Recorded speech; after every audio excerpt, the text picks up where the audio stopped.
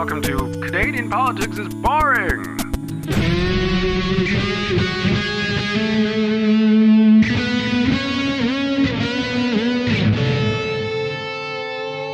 Welcome to another slippery episode of Canadian Politics is Boring. My name is Jesse, and with me as always is my good buddy Reese Waters. Reese Waters, say hello to your crowd, your adoring audience. Hi. Everything good with you? Everything's great. Yeah. I'm doing well. How about you? Yep. Things are good. Good day. I cannot complain either. Excellent. Oh, Ish. really? No, I suppose Complaining's fun. Complaining's what makes the world go round. Yeah, I like to complain, but about things that don't matter, and then I stoically just cope with things that do and ignore them. It's the way to get. That's how I get through life. That's the Welsh way. Yeah. if I had one word to describe Reese, it would be stoic for sure. Yeah, stoic. Just like a piece of granite. There's waves of life hit me. I don't budge. I don't even let moss grow on my forehead. It's great. So, we had a big favor to ask from our listeners that we need to talk about. So we should do that at the end of the episode. That should be your call to action. We're doing it now. We're doing it now. No one will do it if it's at the end. We're doing it at the start. So before you have fun, you have to listen to my thing.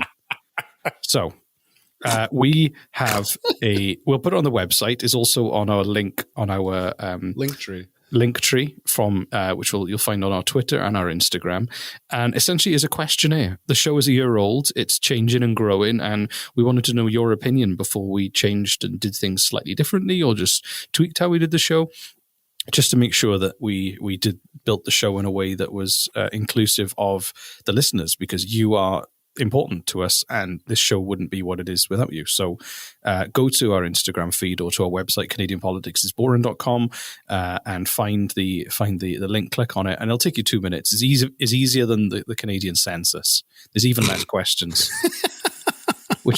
That's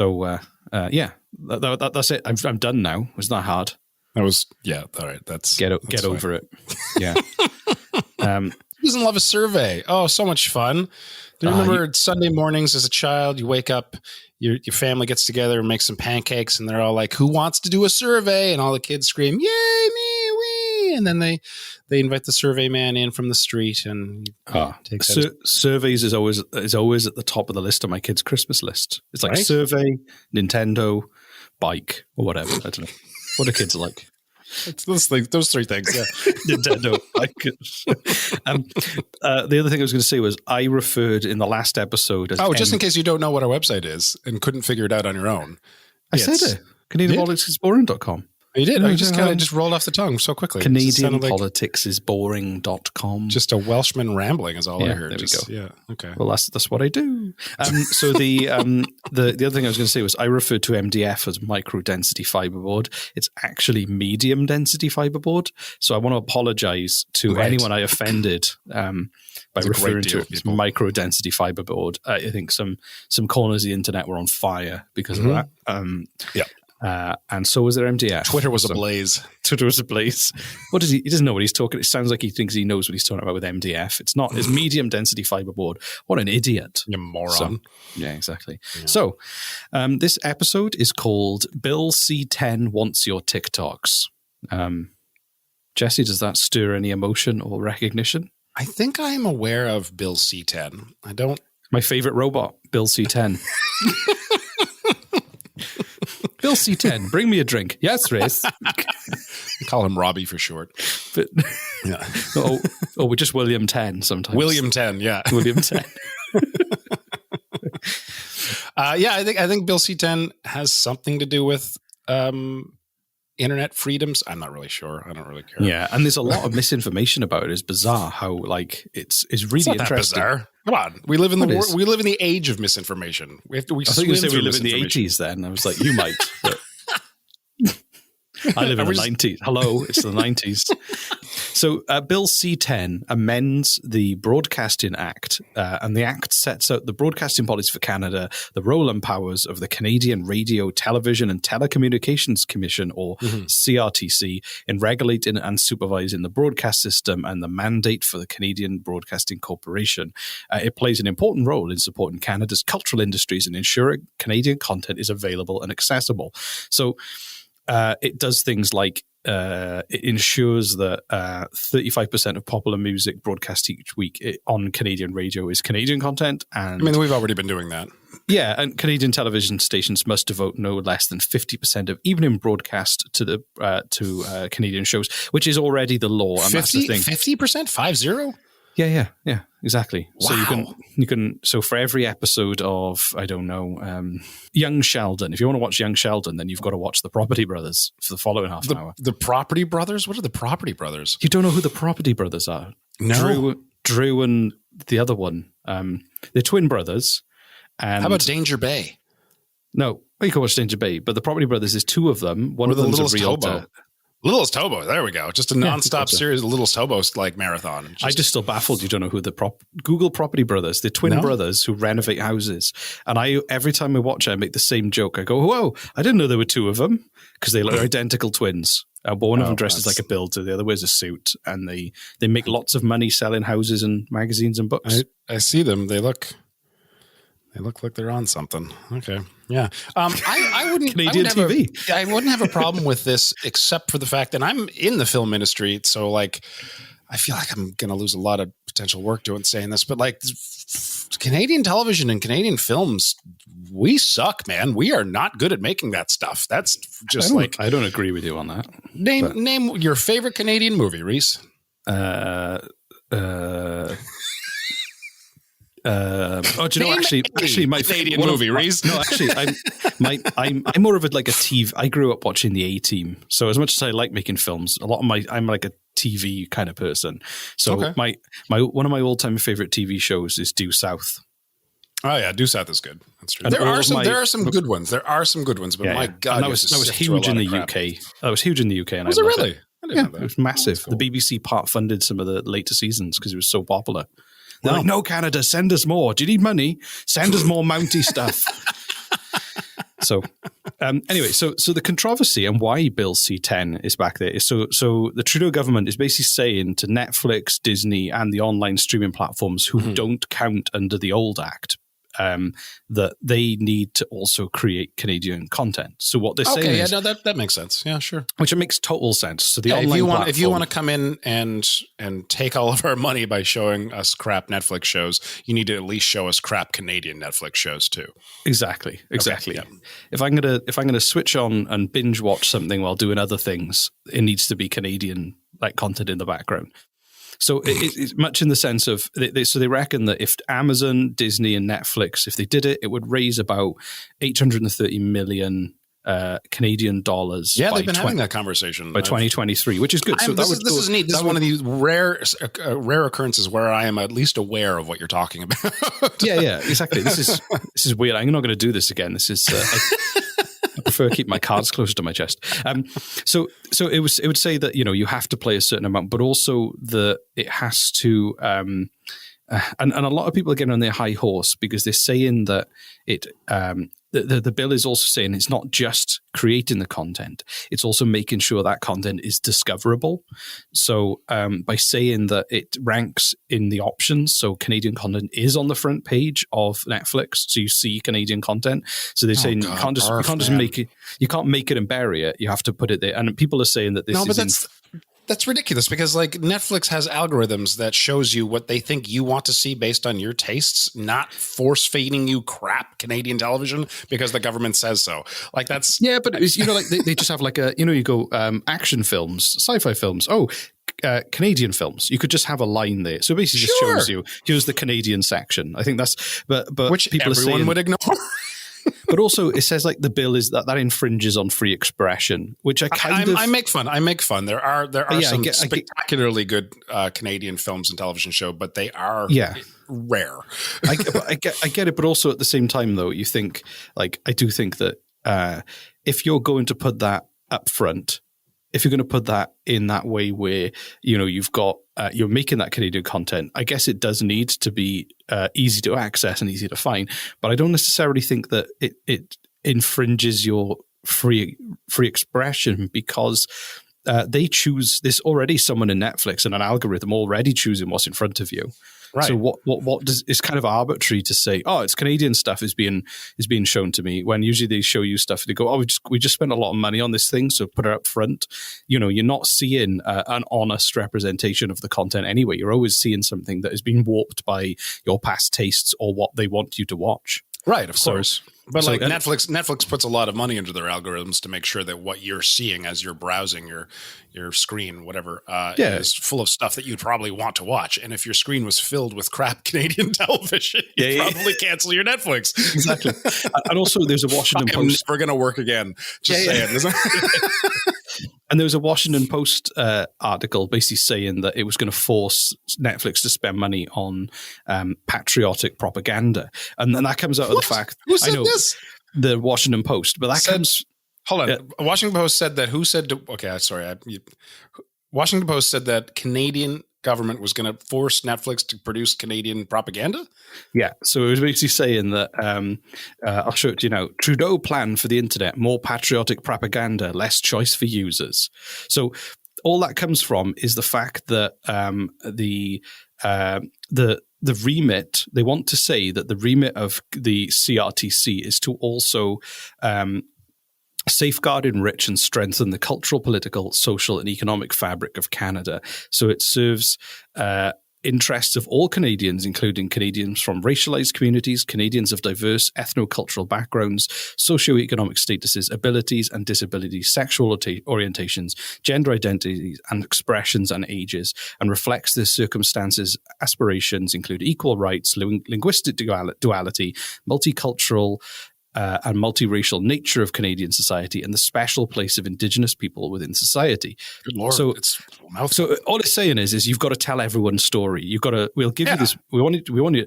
And the Washington Post described this as a pompous mandate, which is basically just saying, please make sure you tell stories that represent everyone in Canada. And they're like, this is propaganda because you're making us make films about people who in minorities, which is quite misleading. It was an opinion post. I'll give them that. But I mean, still, it's not. It's kind of it's an opinion post, and it's a shit opinion post in my opinion. It's not propaganda. It's just saying that's the remit for me. And I mean, CBC would have that remit. The BBC has that remit. A lot of public broadcasters, you know, they don't say make content that's, you know, they say make content that is going to represent modern society. Yeah, no, I mean, like, I understand what they're going for. What I'm curious about is what happens if Netflix just says no. Well, they could potentially not have Netflix in Canada, I guess. Yeah, that's not. I don't. And that gets to a whole. I don't different. think they would do that. I don't think they would do that. Well, no, that gets to a whole different discussion. Is like, you know, they would just fine them. Oh, they could find them. Okay, I suppose they could say, well, rather than like stopping them to coming into Canada. There's like a tap and with Netflix like written on sellotape. They go, right, that's it. No Netflix for Canada. Yeah. And everyone's like, where's my Netflix gone? They turned the tap off. So, but to be honest, the more controversial part of this bill, I'm not like defending this bill. I'm just saying that part of it is kind of overblown. They're just saying, give us money to make Canadian stories and make sure you tell stories from everyone's perspective, not just the kind of the traditional mainstream approach of not including stories that are important to kind of minority groups. Sorry for the interruption, but we've got a quick special announcement for you. We'll be back right after this, I promise.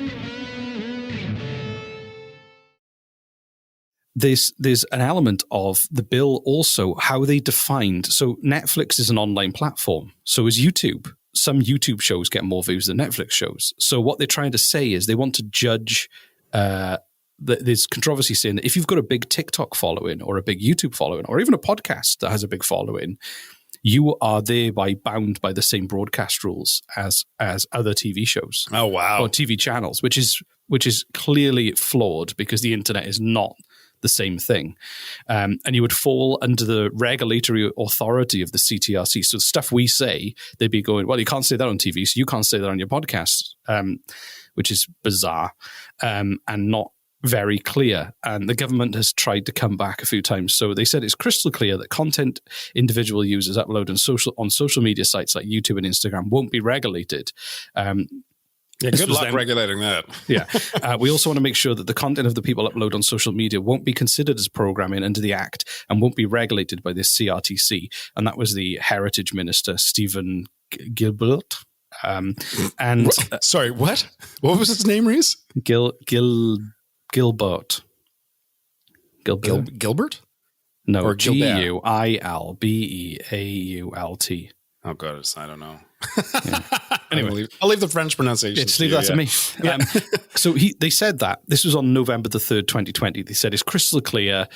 Content that users upload won't be regulated. But then on May the 9th recently, 2021, they then changed their minds and said it could.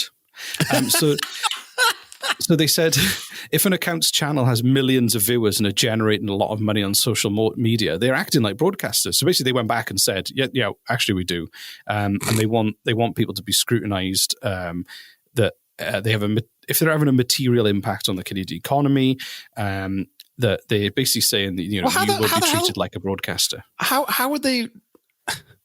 So if you're this famous YouTuber in Canada and you make crepes out of your kitchen and that's your show, right? And you're making tens of thousands of dollars doing this and you've got millions of views, the Canadian government or the CRTC is going to crack down on you, say more Canadian content from your cooking show, please, somehow.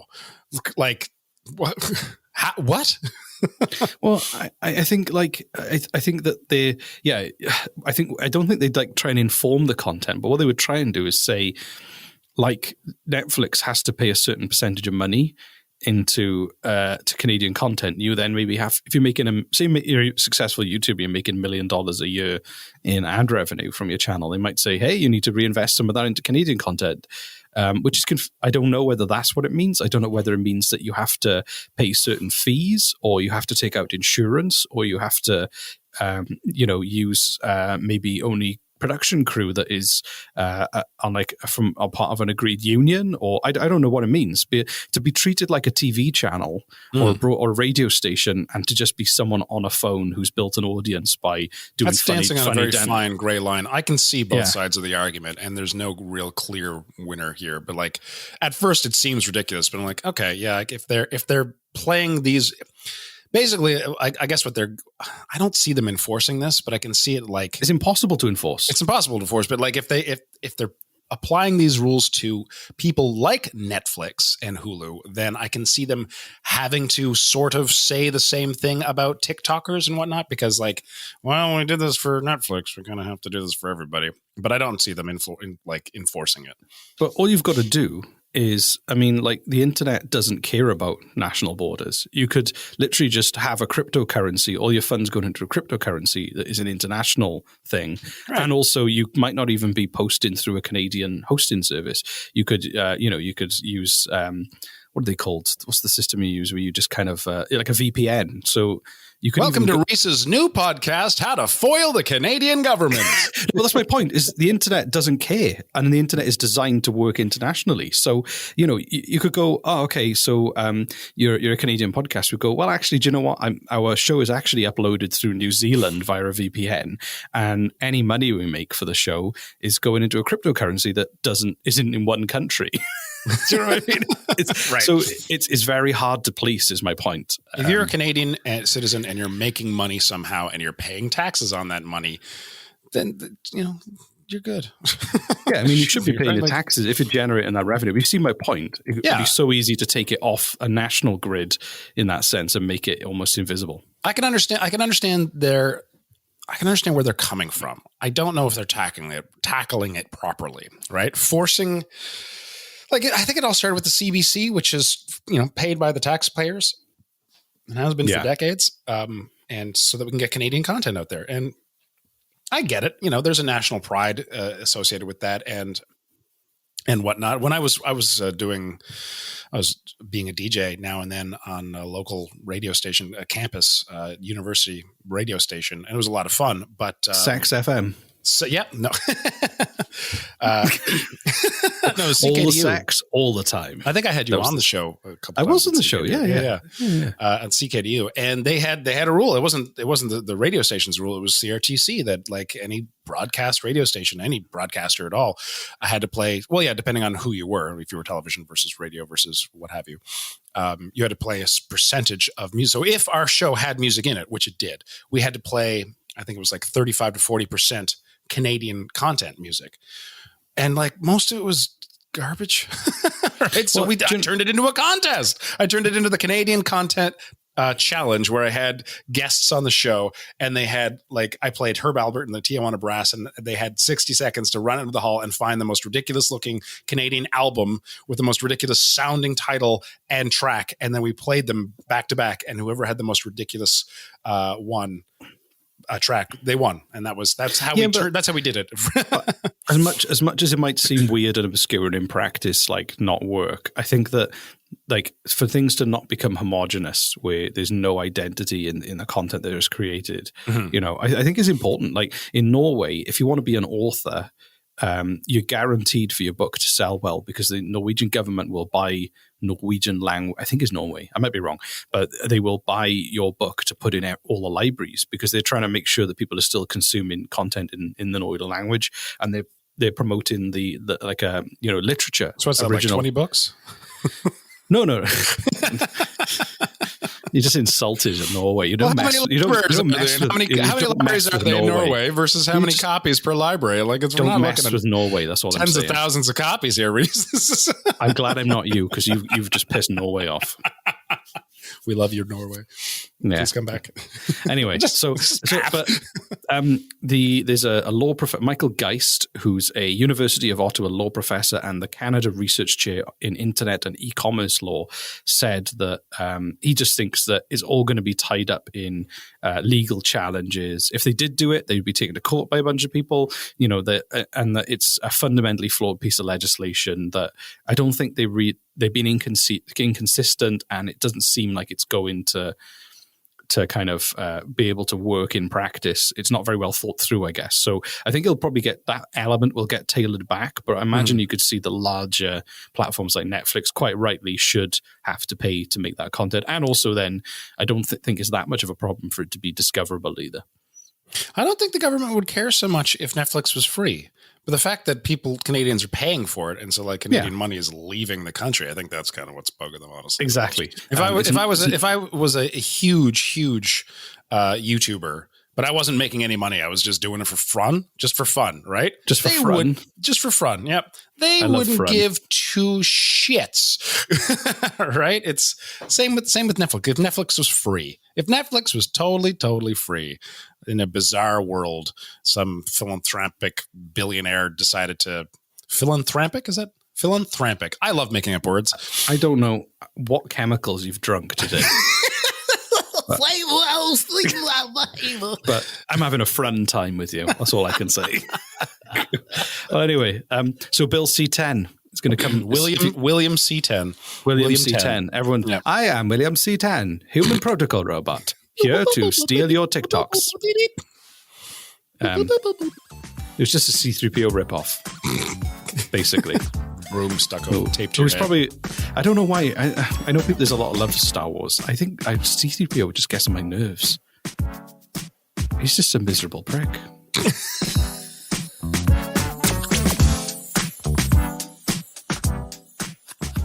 I think it's because of the British accent that you're saying that there's I said, North Americans are in love with British accents. Maybe we are. I don't know. he just seems to bring everyone down. Just like an annoying neighbor. Yeah, he just brings everybody down. It's like, oh, go away. Just, I don't know.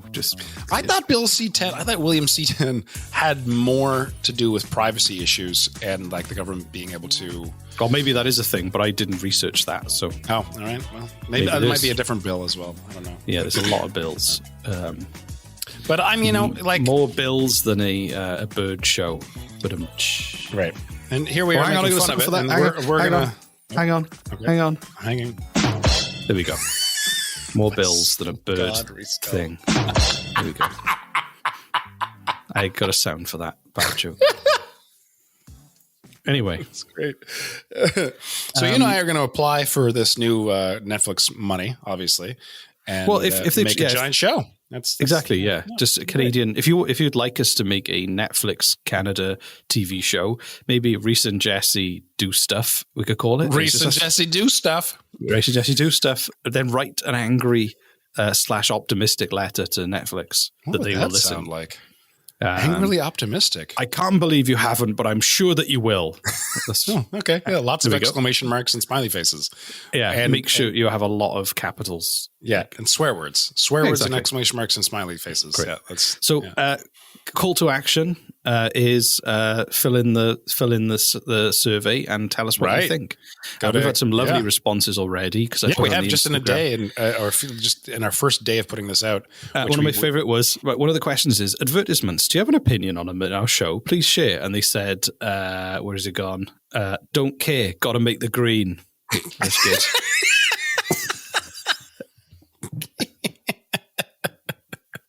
Oh, that's nice. I like your attitude. And someone said, great. I always skip them, so carry on. Maybe cut that part. Let's not encourage our listeners to skip our ads. Yeah, it was great. Anyway, so yeah, it was really good. And thank you. So yeah, we'll see you again soon. Yay! This is fun learning about things. Bye. Bye.